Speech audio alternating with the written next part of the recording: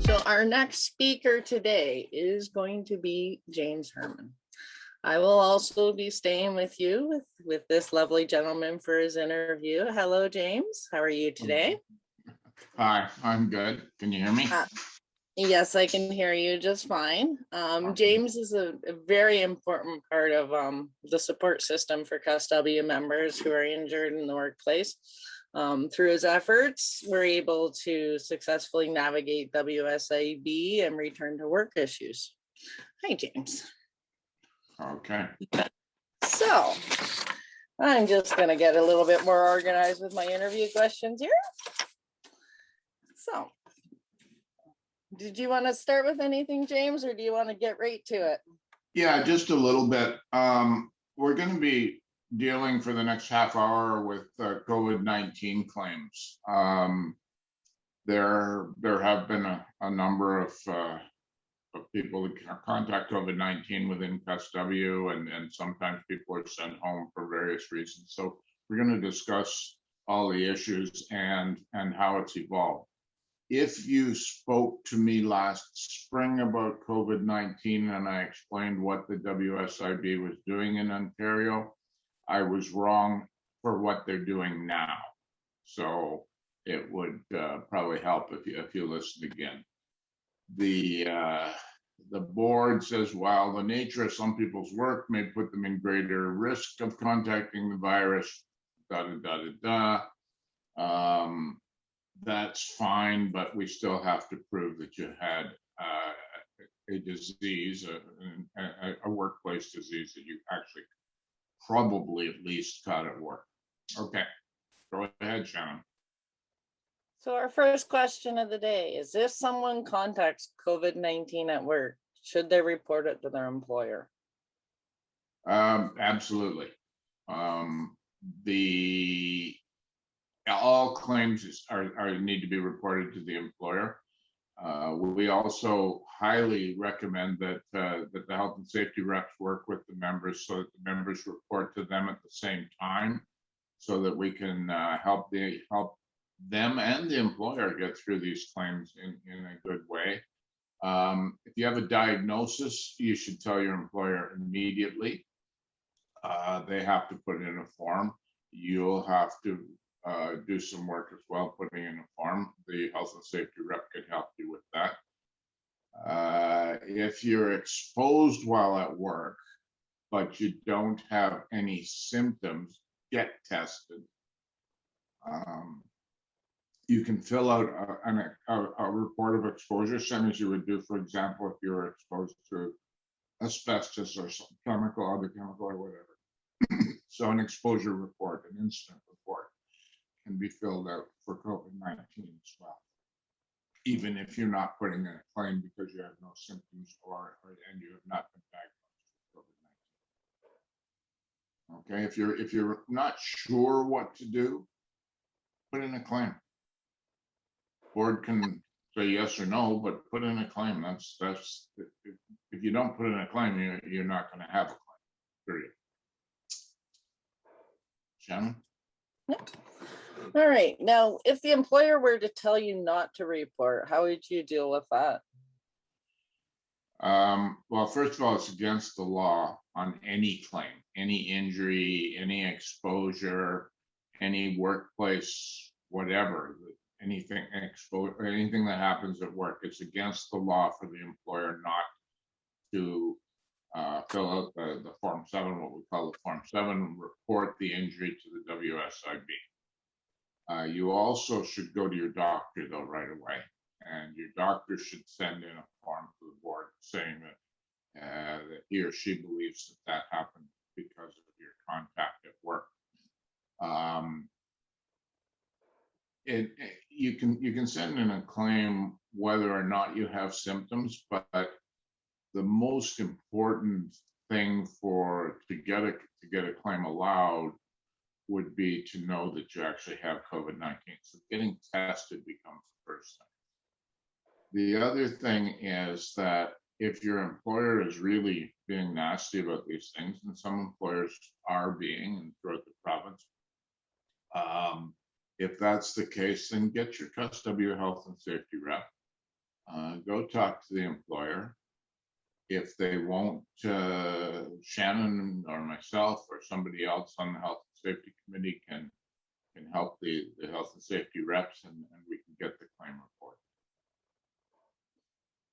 Now, James, if someone got COVID-19 at the workplace and you were sent home for quarantine without symptoms, like, is there any WSIB entitlement?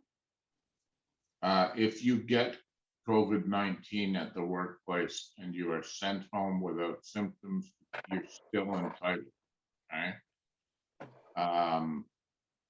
On the other hand, if somebody else gets COVID-19 at the workplace and you were in contact with them and you were sent home, and you do not test positive and you do not have an illness, you don't have the virus, then you're not entitled to anything. The only thing that can determine that one way or the other is a test. You have to get tested for any claims to be valuable or worthwhile. So that's why I keep saying, and we've only basically started here, and I've already said 20 times, get tested, get tested, get tested. If you think you've been exposed, get tested.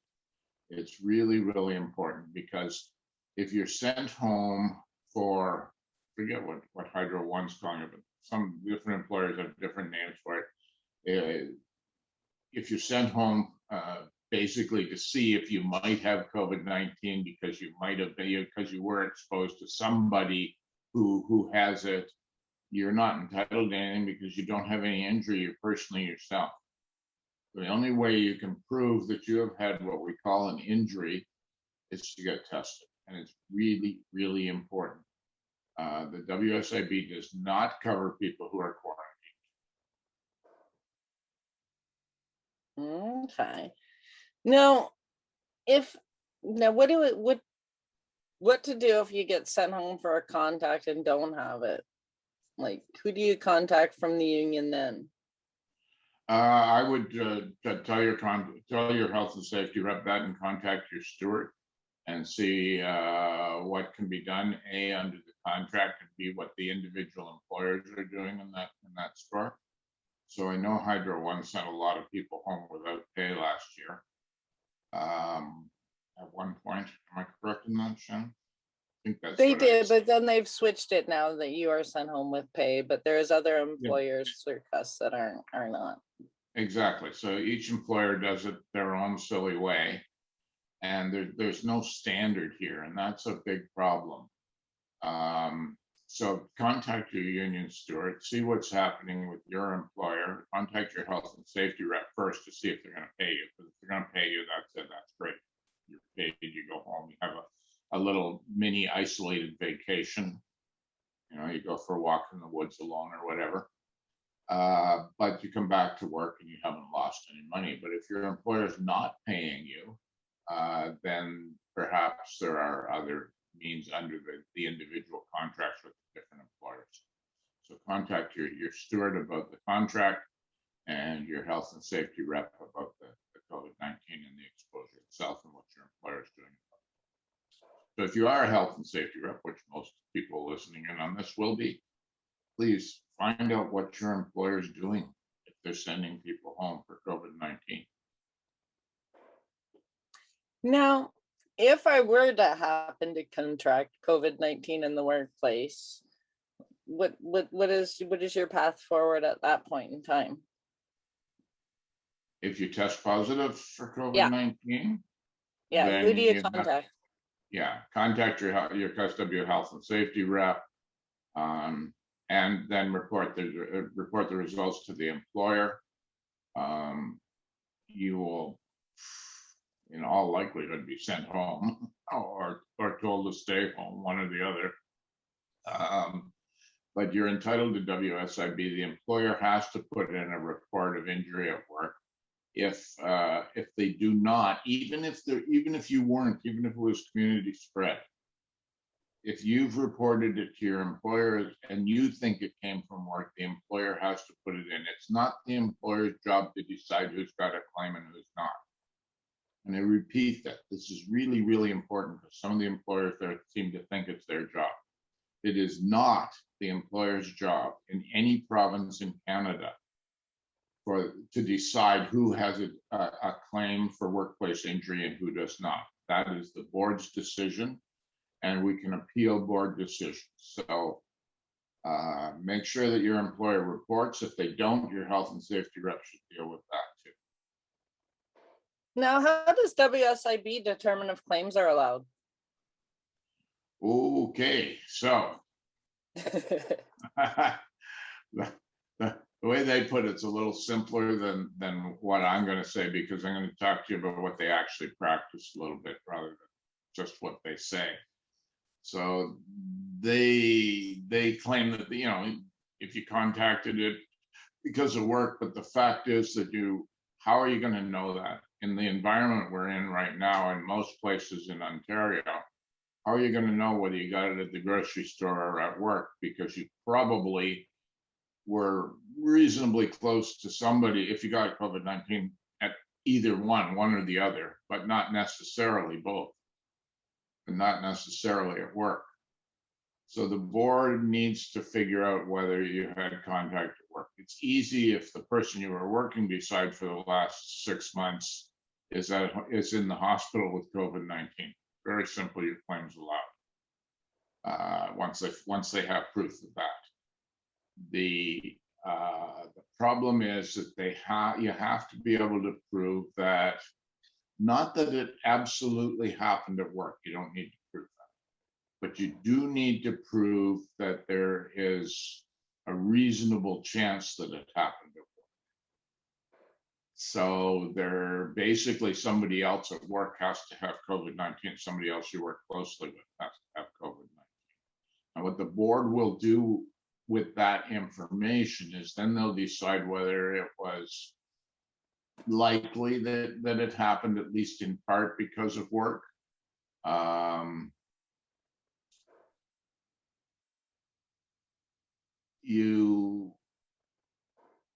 If the board believes you are exposed to work, they'll allow it. Now, it's going to be harder for you than if you work at a hospital, for example, or a nursing home. A lot of claims have been allowed by the board, but they're not all. In fact, very few of them are in your sector. So I got the statistics here to pull up. Let me just check 1 second here. No, I don't seem to have them right in front of me. But at any rate, they've allowed a lot of claims, and they've denied very few of them.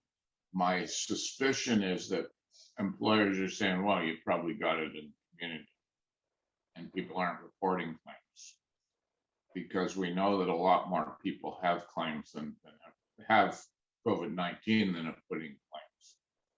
So the biggest thing is let them decide and give the board as much evidence as you can. So if somebody else at work has COVID-19, make sure the board knows about that. If somebody else at work has tested positive, but hasn't put in a claim, make sure the board knows about that, and the employer should know about that as well. The board will look at when you got your claim, who at work was exposed over the 2 weeks prior to that, and then they'll make a decision. It doesn't mean it can't be appealed, but an appeal can be a long and lengthy process. And in the meantime, you're suffering loss of income because you put in a claim, so you're not going to get the quarantine benefit from Hydro One, for example. And number two, it's harder to prove later on. It's just harder to go back and gather the evidence that you need. So give them everything you can right away. The health and safety reps will help you gather that evidence. And the evidence is very simple. Were you exposed at work? could you have possibly been exposed to? Did somebody in a workplace you were in the last couple of weeks before you got symptoms, not before you were diagnosed, but before you got symptoms, did they have symptoms? So there's a number of questions you want to ask. Was there somebody at work with COVID-19? Yes. If not, was there somebody at work with symptoms of COVID-19? Because the employer's not going to say, shouldn't say, Joe's got COVID-19. What they should say is somebody in the workplace got COVID-19, so you're all going to be isolated for a while. But they can't really start telling you legally somebody else's medical situation. So it takes a little bit of care and cooperation and working with each other. And that's really, I think, what the whole key behind COVID-19 is that we're all in this together. So remember that, help each other out. And if somebody's got COVID-19, just watch for symptoms. Okay? Now, James, if we're okay with this, we've got a couple questions on the chat line that I'm just going to jump to. Sure. And the one from Daryl to everyone is, if you get sent home and have an open unemployment claim, can you claim that? Can you use that for the missing days at work? If you were sent home to isolate? I believe so. Daryl, did you want to join us? Or because you've got COVID-19? I'm just reading the text message. Daryl, would you like to join us for a second and ask? Okay, well, let me answer it both ways. So Daryl can have it both ways. If you're sent home for COVID-19, then you are not eligible for unemployment insurance. You're eligible for WSIB. Hopefully. WSIB pays a lot more than you'll get. It doesn't, neither one of them is going to cover any of your members' wages, but WSIB will be better for them financially than unemployment to start with. If you're sent home to self-isolate, which is not covered by WSIB for quarantine, then you should put in an unemployment claim right away. Does that answer that? I hope that works for you, Daryl. And the other question we have from Joe is, if the employer is paying the employee for the time off, do they still report it to WSIB? Yes, they should. They can't avoid WSIB charges or fees or costs to the employer. This is what they're trying to do if they don't want to report claims or statistics. They can't avoid that by not reporting claims, by paying somebody and just saying, oh no, I'm not going to report your claim because I'm going to pay you anyways. That doesn't work legally. Thank you very much. Now, when the employee sorry about that. Is it my employer's responsibility for supplying PPE to protect me and others from COVID-19 in the workplace? Good question. It's the employer's responsibility to make sure that everybody uses the PPE that's there, number one. Number two, now those of you that are more familiar with the Green Book than I am would have more details on this than I do, but basically, depending on how your workplace works, for example, I worked in the ski industry this year. We had to wear masks. The health department would have shut us down if we didn't wear masks. I had to supply my own masks to go to work. You people, I believe, in some of your contracts at least have a certain amount of money for PPE, so you can go and buy the shoes that fit, or the hard hat that fits your head, or whatever it happens to be, the clothes that fit. your employer may or may not have money for PPE specifically regarding COVID-19. And the only PPE I can really think of is a mask. And Shannon and I discussed this a couple of weeks ago, last week, I guess. And there's a real problem around, I gather, trying to find a mask that works medically and is fire retardant to a level that that an electrical burn would not melt your face. Is that correct, Shannon? That is correct. So is that your employer's responsibility? Well, Shannon's on my request, Shannon has spent over a week trying to get a hold of the Ministry of Labor to find out what their position on that is. And the Ministry of Labor won't answer their phone.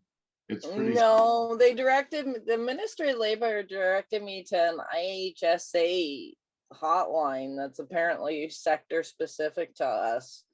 And every time I went there, it says, yeah, you select one to get in the queue, and it puts you hear beep, beep, beep, beep, beep, beep. And well, we went through the Ministry of Labor stuff, and they've got a whole bunch of sector by sector PPE stuff about COVID-19.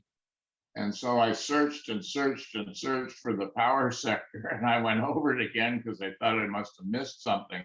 And there is absolutely nothing there about the power sector.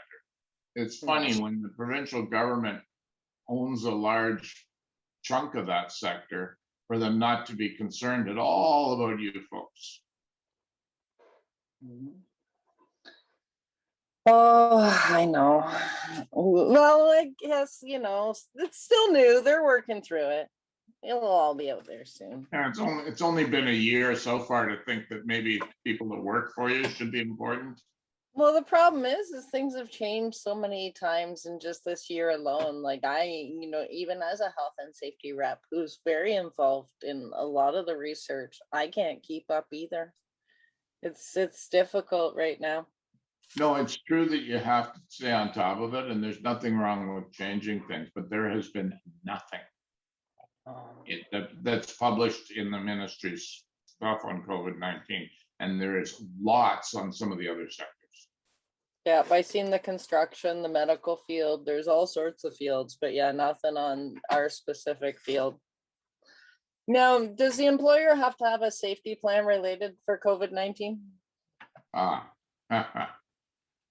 That is what the ministry says, is that the employer has to have a safety plan and it has to be reviewed from time to time. What they're suggesting is that we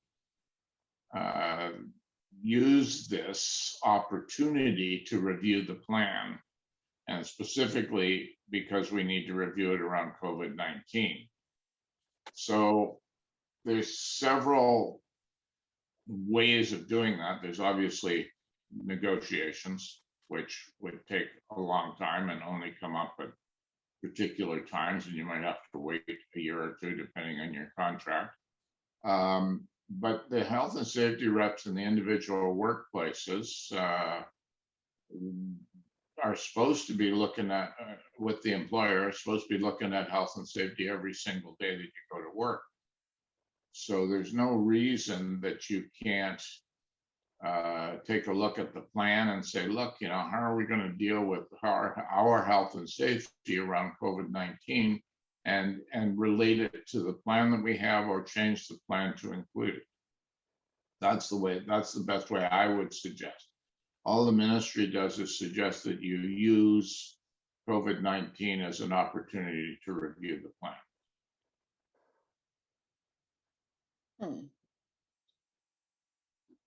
Perfect. Thank you very much, James. And I know that's what we have for our questions. So I would like to open this up to anyone out. And does anyone have any questions for James while he's available to us? And while we wait, I know I have a couple for you in general, James, from some of the things I've seen in the field. And obviously no one wants to visit the scene of any accidents or anything in the workplace. And But with COVID-19, there's the extra mental stress of even just looking after an incident. Do you have any recommendations for any of the field workers during this time? Oh, absolutely. So if somebody's got COVID-19, the health and safety rep should be talking to them regularly. My wife and I both have a list of people, just as an example of what we do, that we feel are stressed out because of COVID-19. Very social people living alone, whatever. We just phone them regularly. Like one person talks to us twice a day.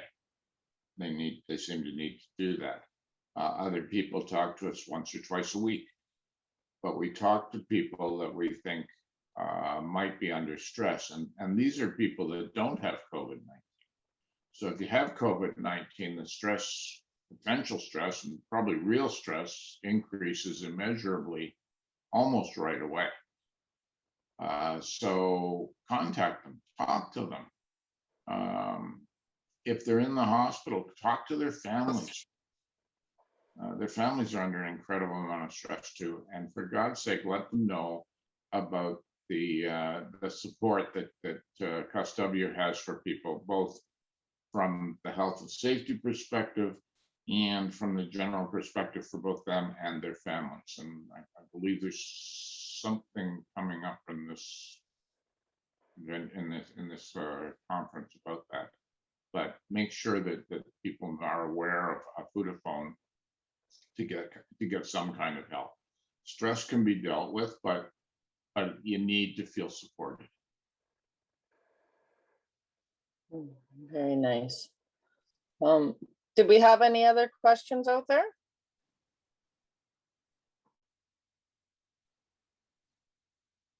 Oh, we do. We just got to look it up.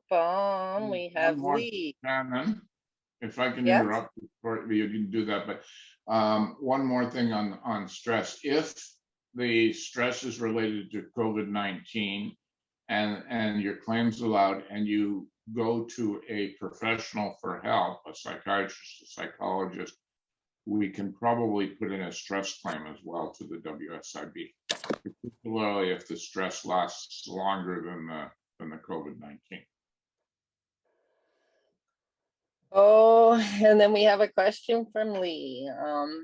Is it not virtually impossible to prove someone didn't get COVID-19 from work? One could get it from a coworker who's asymptomatic if one hasn't been anywhere but work. There's somebody that actually believes in our system. You think that people are innocent until proven guilty. That's true in a court of criminal law, but in WSIB, you do not have a claim till you prove that you have a claim or somebody proves it. So there is no automatic allowance in most things. There's a list of a few things where there is, but COVID-19 is not on that list. To your knowledge, have they tested any workplaces for antibodies to see if maybe someone asymptomatic has caused the workplace transmissions? Not that I'm aware of it, but it would.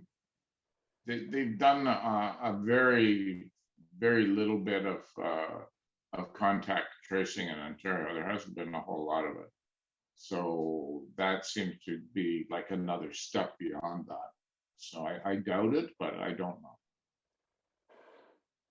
All right. Well, I believe that's our time for the day, unless we have anyone else who wants to jump right in there.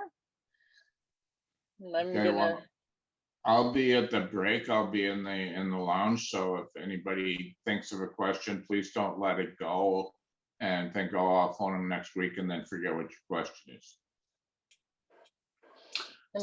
And I would like to thank you very much for your time today, James. And just a reminder to everybody out there, please report any COVID potential